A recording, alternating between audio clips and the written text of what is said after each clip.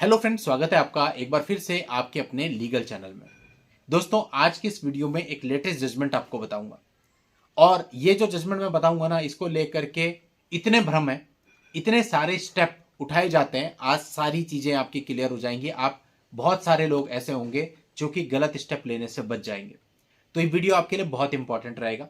Video में आगे जाने से पहले आपको एक इंपॉर्टेंट सूचना देता हूं।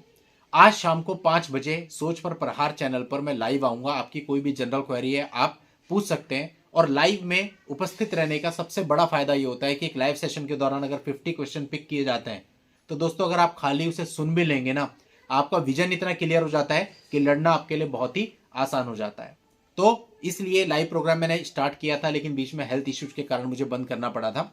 तो अभी मैंने इसे फिर से स्टार्ट किया और मैं कोशिश कर रहा हूं कि डेली आधे घंटे का ये लाइव सेशन रखूं और इसकी जो भी इंफॉर्मेशन होगी टाइम टू टाइम मैं आपको देता रहूंगा। फिलहाल आज शाम को 5 बजे हम लोग लाइव में मिल रहे हैं, तो आ जाइएगा अटेंडेंस लगाने। चलिए अब इस वीडियो में हम इस मामले को जानते हैं। देखिए, कुछ मामलों में ऐसा होता है जब पति पत्नी साथ में रहते हैं, उनके बीच में विवाद उत्पन्न हो जाता है। विवाद उत्पन्न होते ही पति और उसके परिवार वालों के मन में आता है कि कहीं ऐसा ना हो कल को ये प्रॉपर्टी पर क्लेम करने लगे। खैर, अब इतनी अवेयरनेस बढ़ चुकी है, इतने वीडियोज हैं, सब कुछ है, तो लोगों को इतना तो पता चल चुका है कि प्रॉपर्टी में डायरेक्ट राइट तो नहीं होता, लेकिन पत्नी का रेसिडेंशियल राइट होता है। यानी वो ये कह सकती है मुझे इस घर में रहने का अधिकार चाहिए, और रहने के बहाने से फिर आप सबको घर से बाहर निकाल सकती है और आप अपनी ही प्रॉपर्टी को वापस लेने के लिए केसेस पे केसेस करते रहोगे और वो चलता रहेगा। अब ऐसी परिस्थिति में पति पक्ष बचने के लिए तमाम प्रकार के तरीके अपनाता है। कोई कुछ एग्रीमेंट बनवा लेता है, कोई पति ऐसा होता है जो अपने नाम से प्रॉपर्टी किसी दूसरे के नाम ट्रांसफर कर देता है, कोई पति ऐसा होता है जो अपने माता पिता से खुद को बेदखल करवा लेता है। इस प्रकार की तमाम चीजें की जाती हैं। लेकिन दोस्तों, आज की इस वीडियो में फैक्ट क्या है उस पर हम बात करेंगे। ये जो कुछ भी आप कर रहे हैं, ये सारी की सारी आपके मन की केवल तसल्ली है। ना तो बेदखल करने से पत्नी के रेसिडेंशियल राइट पे कोई फर्क पड़ता है, ना आपकी प्रॉपर्टी को किसी और को ट्रांसफर कर देने से रेसिडेंशियल राइट पर कोई फर्क पड़ता है। दोस्तों, इसका केवल एक ही तरीका है कि अगर वो घर आपके पास नहीं है, आप बेच चुके हैं, तो वो उस घर में रेसिडेंशियल राइट नहीं मांग सकती। लेकिन अगर वो घर एक्सिस्ट करता है तो फिर चाहे वो पति के नाम पे है, चाहे वो पति किसी और को ट्रांसफर कर चुका है, चाहे वो पति के माँ बाप पे है और पति अपने माँ बाप से खुद को बेदखल करवा चुका है, इन सब चीजों से कोई भी लेना देना नहीं होता। अगर वो घर आपकी बहन के नाम पे है लेकिन पत्नी का मैट्रिमोनियल हाउस है, शेयर्ड हाउस होल्ड रहा है, तो वो उस पर रेसिडेंशियल राइट क्लेम कर सकती है। ये दोस्तों कानून है। अब ये जो मामला है, इस मामले में 2010 में दोनों पक्षकारों की शादी हुई थी और 2011 से दोनों पक्षकारों के बीच में मल्टीपल सिविल और क्रिमिनल केसेस चलने लगे थे। अब दोस्तों चल रहा है 2025।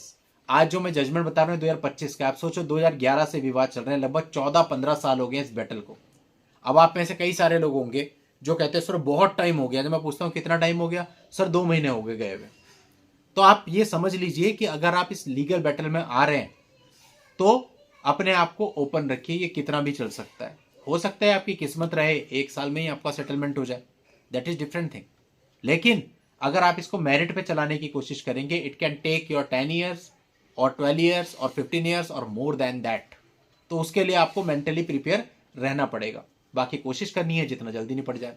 अब इसी मामले में आप देखें 14-15 साल से लड़के अभी यहाँ पहुंचे, मामले खत्म नहीं हुए, जस्ट एक जजमेंट आया है केस में जो मैं आपको बता रहा हूं। अब दोस्तों, नीचे वाली कोर्ट ने बहू को घर से बेदखल करने का आदेश कर दिया था और अब वो ऊपर मामला हाई कोर्ट में आया था। अब दिल्ली हाई कोर्ट ने यहां पर एक चीज पहले क्लियर की कि यदि पति को बेदखल भी कर दिया जाता है तब भी बहू का साझा घर यानी कि शेयर्ड हाउस होल्ड पर रहने का अधिकार कायम रहेगा। यह बात मैं पिछले कई सालों से आपको समझाता आया हूं, लेकिन उसके बावजूद भी लोग नहीं मानते हैं। अभी यहां पर हाई कोर्ट ने इस पर ठप्पा भी लगा दिया, इस बात से कोई फर्क नहीं पड़ेगा। साथ ही कोर्ट ने यह भी कह दिया यहां पर कि पत्नी का जो साझा घर में निवास का अधिकार है, पति का उस घर पर मालिकाना हक हो या ना हो, वो साझा घर पे जो उसका रहने का अधिकार है वो तब भी कायम रहेगा। इसका मतलब हुआ कि चाहे प्रॉपर्टी आपके नाम पे है, चाहे आपके माता पिता के नाम पे है, चाहे आपने अपने नाम से किसी और के नाम पे ट्रांसफर कर दी, उसका शेयर्ड हाउस होल्ड में रहने का अधिकार इस तरीके से खत्म नहीं होता है। अब कोर्ट ने यहाँ पे निचली अदालत का जो आदेश था उसको बेदखल कर देने का बहू को, उसको रद्द कर दिया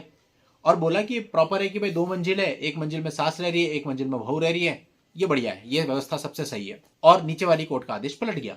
अब दोस्तों, ऐसे मामलों के अंदर प्रॉब्लम ये होती है कि ये फैसला आ तो जाता है और ऐसा ही फैसला आता है अधिकतर मामलों में, लेकिन ये प्रैक्टिकल नहीं होता।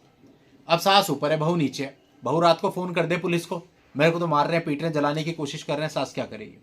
कर सकती है कुछ? भाई एक बार करेगी कॉल, चलो निपटा लिया मामला, दोबारा, फिर तीसरी बार, चौथी बार, क्या करेगी सास? और एट द एंड जो बुजुर्ग होते हैं, सास या ससुर, उनको अपना ही घर छोड़कर जाना पड़ता है। मेरे पे कई सारे केस हैं जहां पर सेम ऐसा ही हुआ, एक ही घर में निवास करने का अधिकार या ऑर्डर कह सकते हैं आप कर दिया गया, बहू ने अगले दिन से ही पुलिस को बुलाना चालू कर दिया, अल्टीमेटली 4-5 दिन के बाद ही सास ससुर को घर छोड़ना पड़ा, पूरे घर पे बहू ने कब्जा कर लिया।